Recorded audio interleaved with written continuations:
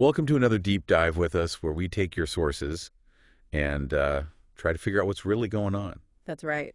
So We dig deep. today we are diving into the 1987 murder of Salonia Reed in Hammond, Louisiana. Okay. And this is a case that went cold for 35 years. Wow. Yeah, pretty crazy. We're going to be primarily using an episode of the true crime podcast Anatomy of Murder as our source. Okay. Yeah. And this episode has interviews with a lot of the key players, like the prosecutor who brought the case to trial Yeah. and family members. So it's, Oh, wow. So we get like the Yeah. inside scoop. yeah, it's going to be really interesting to try to figure out how this brutal murder went unsolved for so long and then what finally led to justice for Salonia and her family. I mean, 35 years is a long time. And yeah, it's a long time. That's wild. Yeah, and especially, this is before DNA evidence was really used. Right. So, can you imagine trying to solve a murder like this without that tool? It's just, Got to be so much harder. yeah, it must have been so much more difficult. So to get started, we need to picture Hammond, Louisiana in 1987. Okay. It's a small town. Everybody knows everybody. And Salonia Reed is a beloved 26-year-old wife and mother. Mm-hmm. She's an active member of her church. Mm. She worked as a bank teller, just a normal person in the community. Right. So when her body is discovered behind an abandoned car wash, it sends shockwaves through the community. Oh, yeah. That's got to be scary. It's terrifying. And to make matters worse, she was brutally stabbed multiple times. Oh, my gosh. Yeah, they think it was with an ice pick or screwdriver. Really? And, the level of violence just suggests like a personal rage, Yeah. someone who knew her. Right.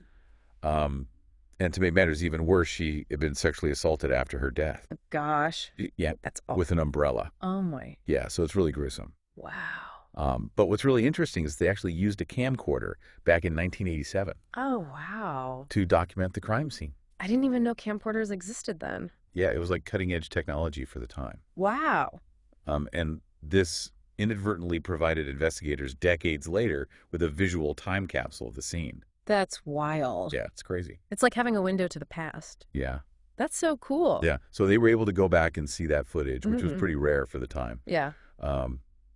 But even with this, early form of video evidence, Right. the initial investigation just seemed to hit a wall. Well, yeah, because they didn't have DNA. Right.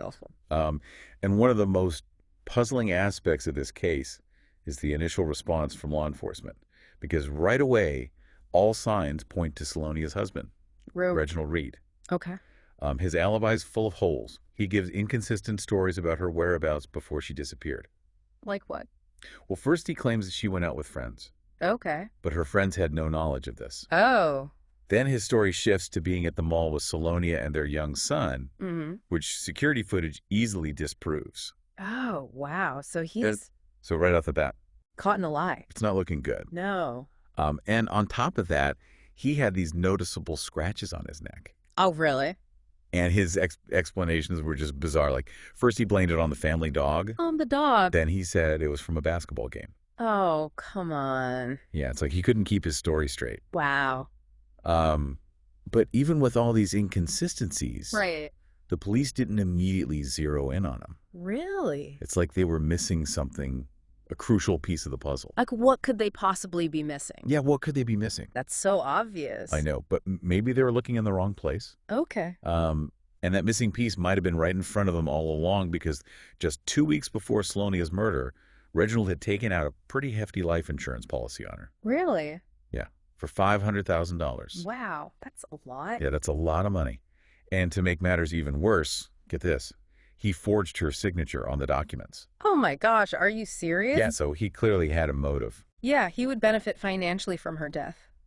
Exactly. That's insane. Yeah. I can't believe they didn't arrest him right then and there. I know, it's kind of crazy. Like, what were they doing? Right, but I mean, we have to think back. It's 1987. Maybe there was pressure from influential figures, or maybe they just didn't want to believe that a husband could do this. Yeah, I guess that makes sense. But still, It's still pretty. suspicious. Yeah. So the 1987 district attorney chose not to prosecute Reginald, Really? despite all the evidence. Wow. Yeah.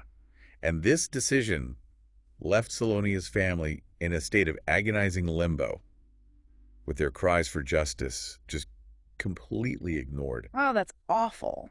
Yeah. Can you imagine? It's terrible. And, I mean, this wasn't just a family tragedy. It shook the whole town. Yeah, for sure. I mean, everyone knew Salonia. Right. And the fact that her killer was still out there just cast this long shadow over the town. Oh, yeah, it's going to make you Yeah. not trust anybody. Right.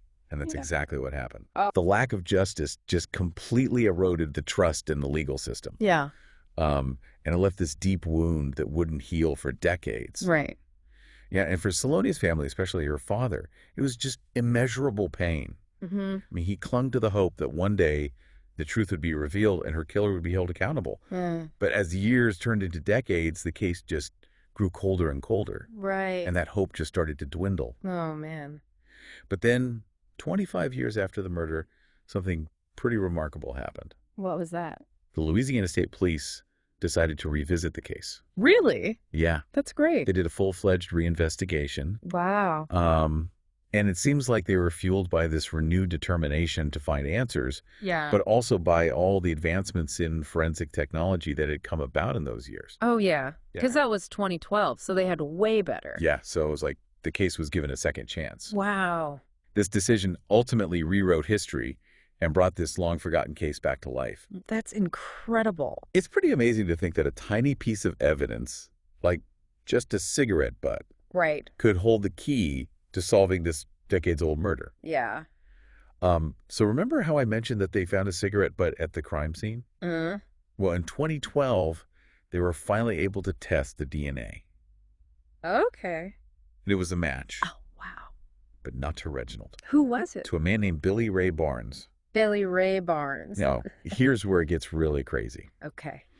Billy Ray had an identical twin brother, Jimmy Ray. Oh, no. And if you're thinking, wait a minute, wasn't Jimmy Ray the friend seen with Reginald at the car wash the night of the murder? Right. You'd be absolutely right. Oh, my God. It's like straight out of a crime novel. That's crazy. So the police tracked down Jimmy Ray. He's now living in a camper outside of Atlanta. Okay. And you think they'd have him dead to rights, right? Yeah. But Jimmy Ray, he initially denies any involvement. Yeah, he claims he just washed Salonia's car a few days before, and that's how a cigarette ended up there. Okay. Which, I guess could be plausible, but he was also seen at the car wash that night. Right. So, Why lie about it? exactly. And then realizing that maybe the walls are closing in, Right. he drops a bombshell. What'd he say?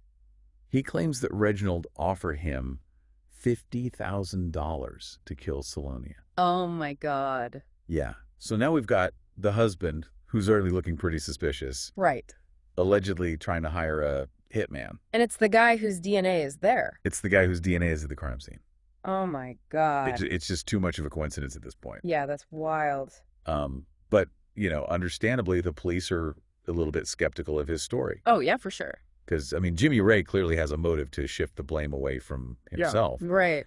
He even goes on to say that Reginald shot him in the back of the neck after Salonia's death to try to silence him. What? Yeah, pretty crazy, right? Yeah. And he claims that's why he fled to Georgia. Oh, my God. So if this is true, it really paints this picture of Reginald as being incredibly dangerous. Yeah, for sure. Like, he's willing to do whatever it takes. Exactly. Get away with it.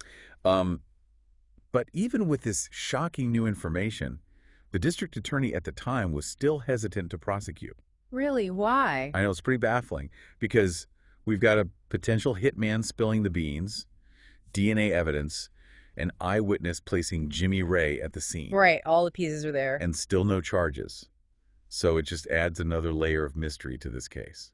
I mean, it's 2012. Like, what else could they possibly need? Yeah, that's what I'm wondering too. Is there something, we're missing some crucial piece of evidence? Yeah, because it seems like they have everything. It's kind of crazy that they wouldn't just go for it at that point. Yeah, it just doesn't make a lot of sense. But, I think maybe they were just trying to be extra cautious. Yeah, I guess so. Because memories can fade and witnesses can become unreliable. Right. And, even though they have all this evidence, they need to make sure that it's airtight. Right. Can't just, yeah. Accuse somebody without being absolutely sure. Right. And that's where a new district attorney named Taylor Anthony comes in. Okay. And he has this fresh perspective and this burning desire to bring Salonia's killer to justice. Okay. And unlike those who came before him, Anthony sees the potential in Jimmy Ray's testimony. Oh, okay. He recognizes that this could be the breakthrough they've been waiting for, the missing piece that can finally crack the case wide open. Wow. So he's like the hero of the story. Yeah, kind of. The good guy. But he decides to take a bit of a gamble. What's that? He offers Jimmy Ray full immunity in exchange for his complete cooperation. Whoa. Yeah, so basically he's saying, tell us everything you know and we'll let you walk free even if you were involved. Yeah, that's risky. It's super risky. Yeah. But it really shows how much Anthony believed that Jimmy Ray held the key to unlocking the truth. Okay. So imagine being in Jimmy Ray's shoes. Yeah. You're facing a murder charge. You could potentially be the scapegoat in this whole thing. Right? So what do? Well, initially, he refuses the offer. Oh, wow. Great. He didn't trust the authorities. Right. And he was probably afraid that they would betray him once they got what they needed. Right. But Anthony was determined to see this through. So he took the case to a grand jury. Oh, wow. And after 35 long years, both Reginald Reed and Jimmy Ray Barnes were indicted for the murder of Salonia Reed. What? Yeah. So after all this time, Finally, they actually got indicted. the wheels of justice were finally turning. Wow. That's incredible. I know. And it's kind of poetic that the indictment came after 35 years, which is the same amount of time that Salonia was alive. Yeah, it's like she's finally getting her justice. Yeah, exactly. And for Salonia's family, it was a monumental victory. It was a testament to their unwavering belief that justice would prevail, but it also reopened old wounds. Right, because now they have to think about it again. Exactly. And for Salonia's son, who was only 5 years old when his mother was murdered, Oh, gosh. this news had to be just earth-shattering. Because he had grown up believing that someone else was already in jail for the crime. Right. And now, decades later, he's confronted with the horrifying truth that his own father might be involved. Wow. So facing a lengthy prison sentence and perhaps realizing that he was being set up to take the fall, Right.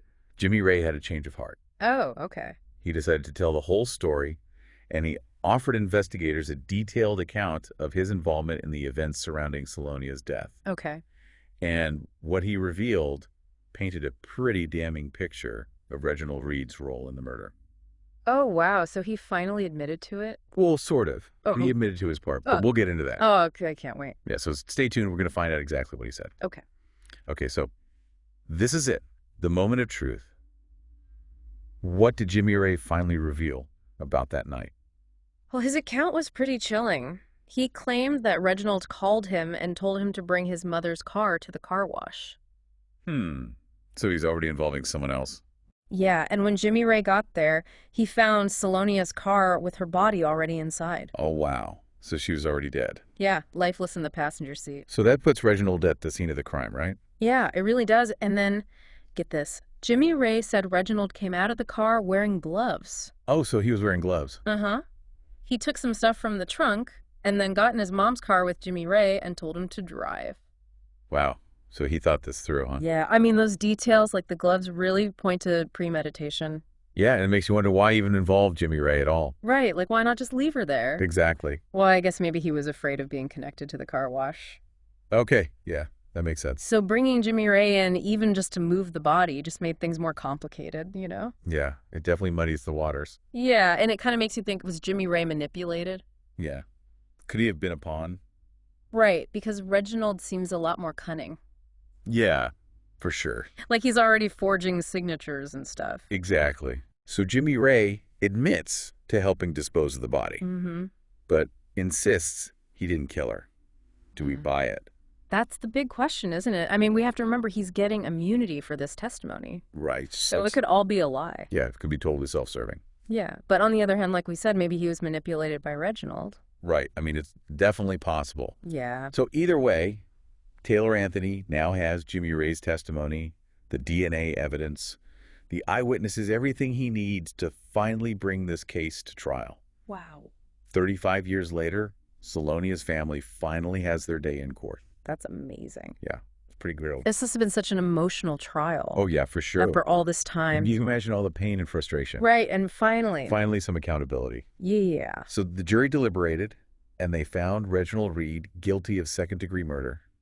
Wow. And he was sentenced to life in prison without the possibility of parole. So he's never getting out? Nope, never getting out. And for Salonia's family, this was justice. Yeah. It was the end of a very long and painful journey. And you know, it really shows that persistence pays off. It really does. Even after 35 years. Yeah, and it makes you wonder if things could have been different if the police had been more thorough in the beginning. Right. Like, why didn't they search his house right away? Exactly. Or why wasn't the life insurance policy a bigger red flag? I know. These are Yeah. questions that we'll never really know the answers to. Right. But I think Salonia's case really highlights the need for constant improvement in our justice system. Yeah, for sure. We need to make sure that this never happens again. Exactly. So that's the story of Salonia Reed. Yeah. It's a story of loss and heartbreak, but also one of resilience and ultimately justice. Yeah. And the power of truth. Yeah. Thanks for joining us on this deep dive. It's been a wild ride, It really has. and we hope that Salonia's story will inspire you to fight for what's right, no matter how long it takes. That's right. Never give up hope.